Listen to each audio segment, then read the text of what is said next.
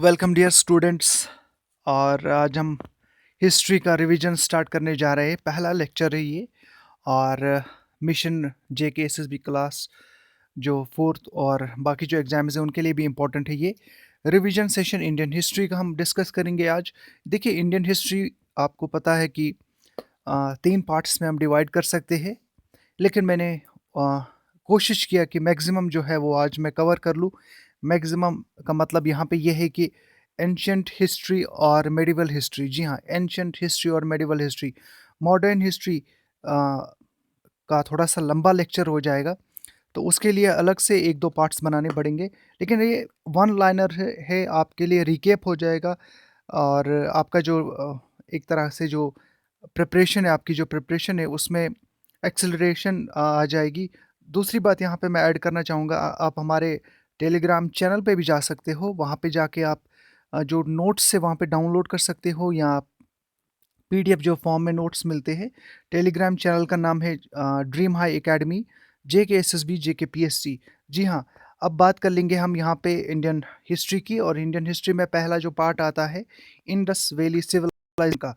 One liner, very short. देखिएगा, Indian history की बात कर रहा हूँ मैं। यहाँ पे रिकेप सेशन मैंने लिखा भी है। यहाँ पे रिकेप और रिवीजन, आधे जो स्टूडेंट्स है उनका रिवीजन हो जाएगा, और जो कुछ स्टूडेंट्स से जिन्होंने शुरुआत की होगी प्रिपरेशन, किसी वजह से नहीं किया था प्रिपरेशन, उनका जो है वो उनको भी ये जानने का मौका मिलेगा इंडियन हिस्ट्री के बारे में, ख़ास तौर पर एंशंट और मेडिवल हिस्ट्री के बारे में। जी हाँ, पहले पढ़ लेते हैं हम इंडियन हिस्ट्री का पहला जो चैप्टर है इंपॉर्टेंट, इंडस वैली सिविलाइजेशन, जिसे कहा जाता है हड़प्पन सिविलाइजेशन। जी हाँ, हड़प्पन सिविलाइजेशन, और इसे कहा जाता है ब्राउन्ज एज सिविलाइजेशन भी। अब ये हड़प्पन सिविलाइजेशन क्यों कहा जाता है? Because Harappa was the first site to be discovered. Harappa, इसलिए हड़प्पन सिविलाइजेशन इसे कहा जाता है। इंडस वैली सिविलाइजेशन को कहा जाता है हड़प्पन सिविलाइजेशन। हड़प्पन सिविलाइजेशन इसलिए कहा जाता है क्योंकि Harappa was first site to be discovered.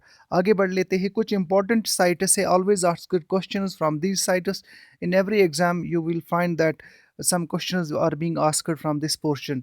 ये साइट्स की बात है। जी हाँ, हड़प्पा पहली साइट थी, और इसको डिस्कवर किया था दयाराम साहनी ने इन 1921 में। याद रख लीजिएगा, Harappa was the first site to be discovered by Dayaram Sahni in 1921। उसके बाद मोहनजोदारो, जिसे कहा जाता है, मोहनजोदारो को एक और नाम भी है माउंट ऑफ डेड। याद रख लीजिएगा, mound of dead, mound of dead. जी हाँ, ये मोहनजोदारो को कहा जाता है, और इसे डिस्कवर किया था RD बनर्जी ने 1922 में। RD बनर्जी ने फाउंड किया था, डिस्कवर किया था मोहनजोदारो को। और इसमें क्या क्या चीज़ें मिलती है, यहाँ पे क्या मिली थी?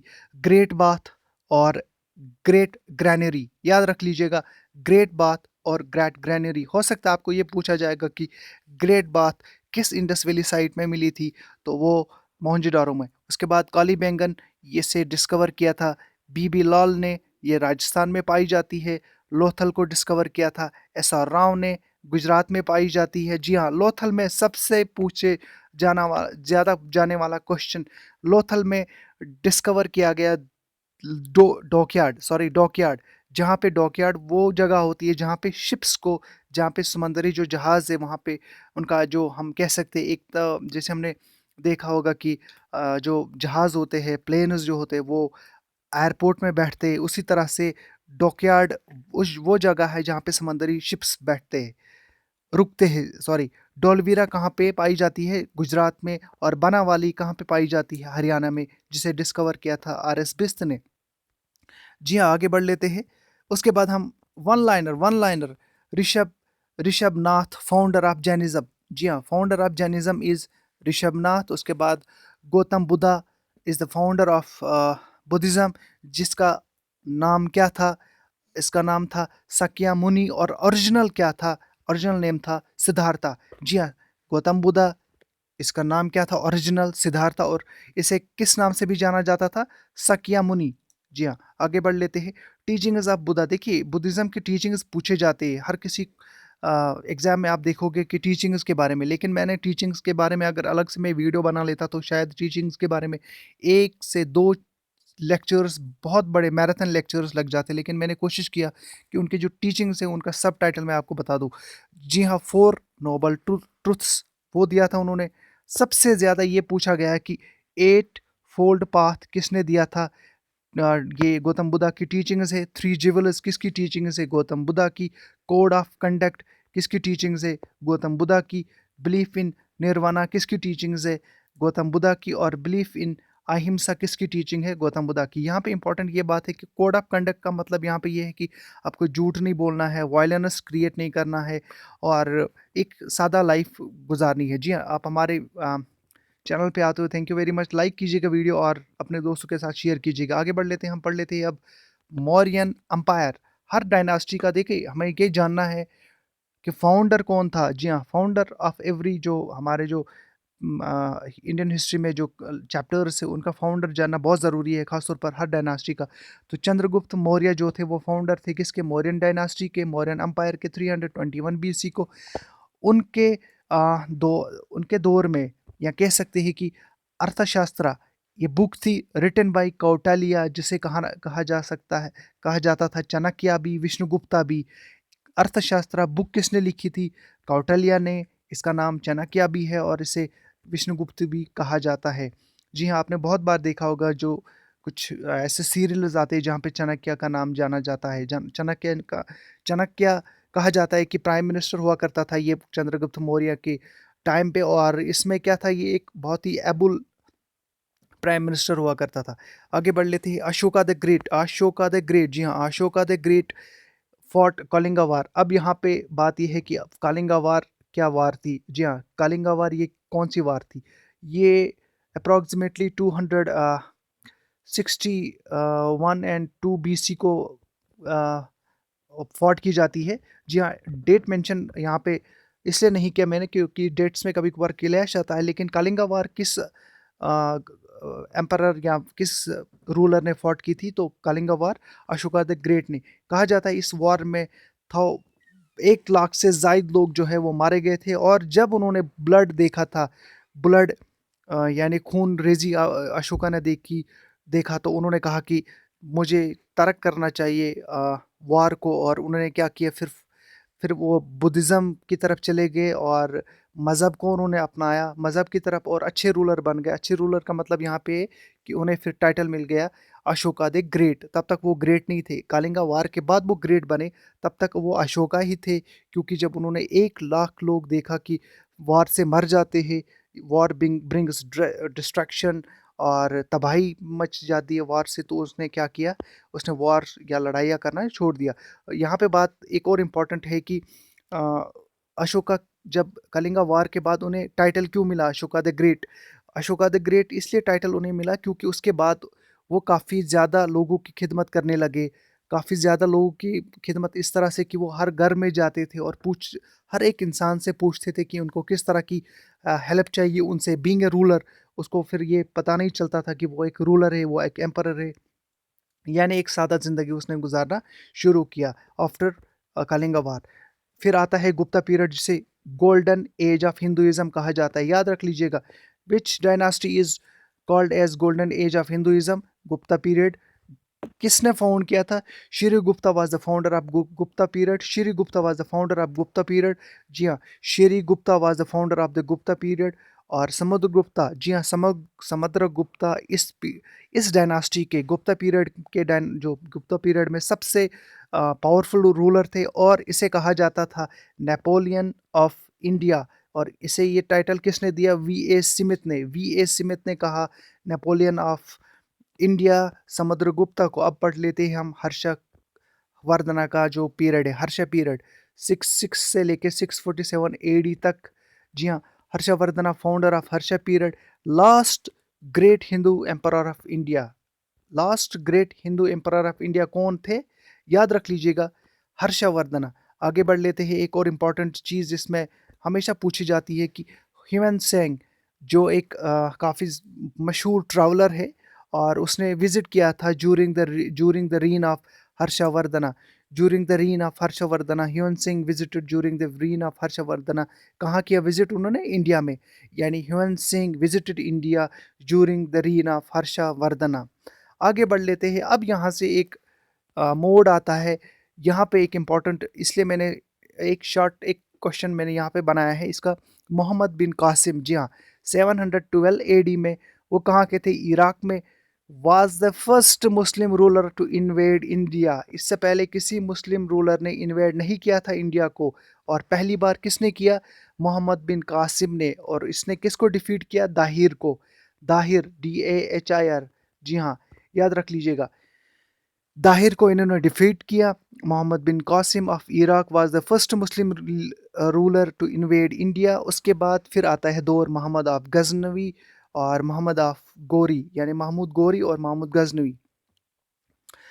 अब यहाँ पे बात आती है after the death of Mahmud Ghori. जी हाँ, जब मोहम्मद गोरी की डेथ होती है, जो उसके बाद तमाम जो मुस्लिम रूलर्स जिन्होंने रूल किया over India from 1206 to 1290 AD, उन्हें कहा जाता है स्लेव रूलर्स। और इस डायनेस्टी को कहा जाता है दिल्ली सल्तनत भी। अब पढ़ लेते हैं कि इसका फाउंडर कौन था स्लेव डायनेस्टी का।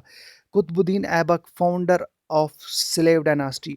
Who founded slave dynasty? Qutubuddin Aibak. या बस सिंगल लाइन, एक लाइन से ही आपका काम बन जाता है।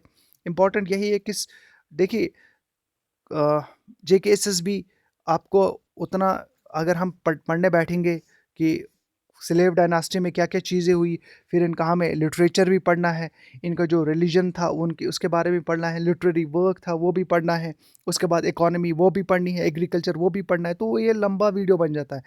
उस वहाँ तक जाने की हमें ज़रूरत नहीं है। हमें कोशिश करना चाहिए कि कम समय में ज़्यादा से ज़्यादा, जो हमारा मोटिव है कि फटाफट आपको नॉलेज मिलनी चाहिए। जी हाँ, Qutubuddin Aibak founded slave dynasty. उसके बाद खिलजी डायनास्टी को फाउंड करता है जलालुद्दीन खिलजी। यहाँ जलालुद्दीन खिलजी किसको हराता है? ये स्लेव डायनास्टी के जो थे ना, कुतुबुद्दीन ऐबक के जो रूलर्स थे, उनके एक रूलर को ये हराते हैं और फाउंड करते हैं खिलजी डायनास्टी।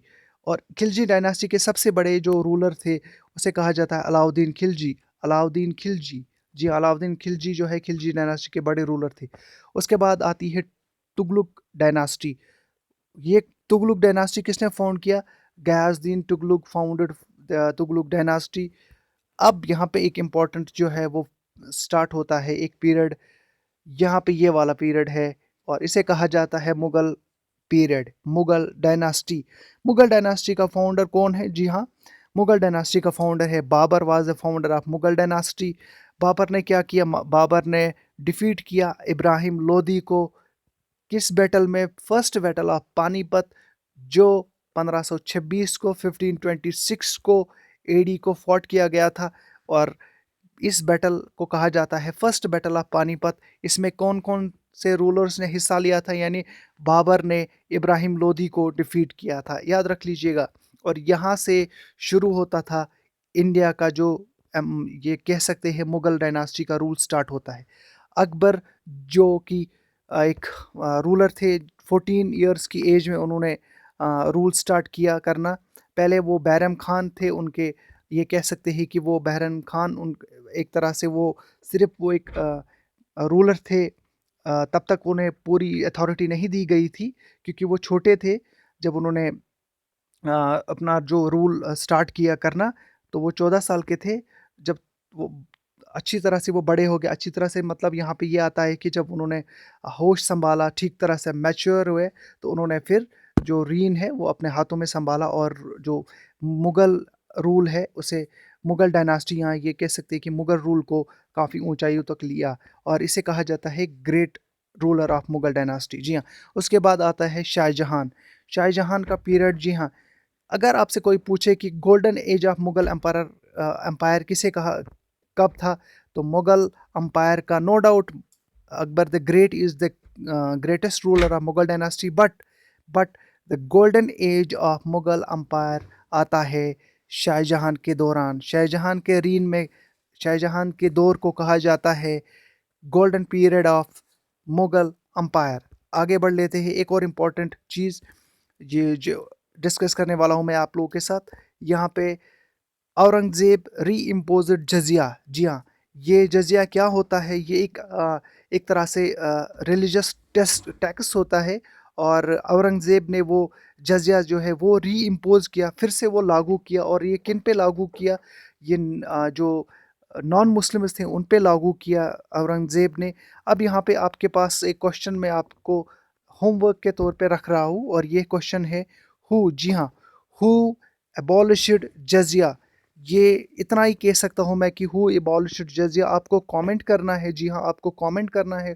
कमेंट में ये बताना है कि किस रूलर ने जज़िया को एबॉलिश किया था। आपको सिर्फ इतनी सी बात याद रखनी है कि वो मुग़ल अम्पायर में से है।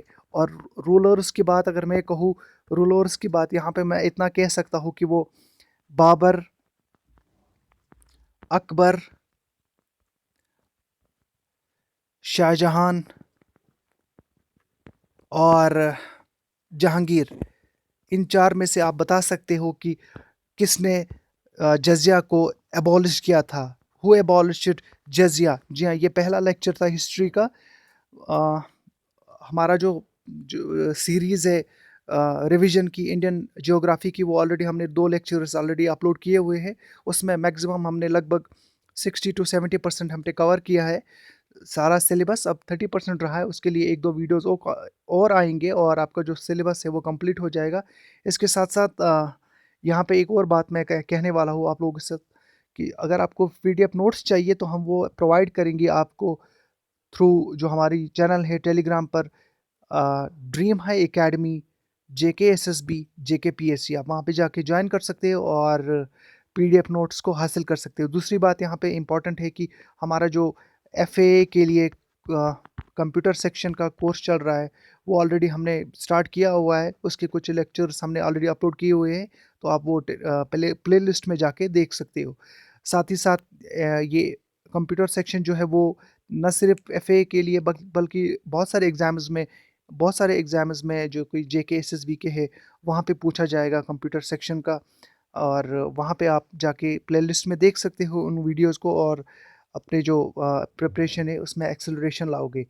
और एक बात यहाँ पे शेयर करना चाहता हूँ मैं आप लोगों के साथ, कि जो यहाँ पे मैं कह रहा हूँ कि आपसे, कि यहाँ पे एक जो कमेंट मैंने कहा कि आप लोगों को करना, ये आप पे मैं कोई ऐसा प्रेशराइज़ नहीं कर रहा हूँ। सिर्फ़ आपको मैं इतना कह रहा हूँ कि यहाँ पे कि थोड़ा-सा आपको भी आपका जो इंटरेस्ट है नॉलेज, वो और भी आप क्रिएट करो, अपने में इंटरेस्ट लाओ।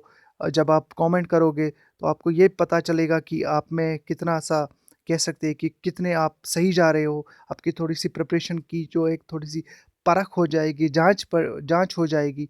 तो इसका यही मतलब है कि आखिर में कमेंट करने का। तो thank you guys, thank you very much.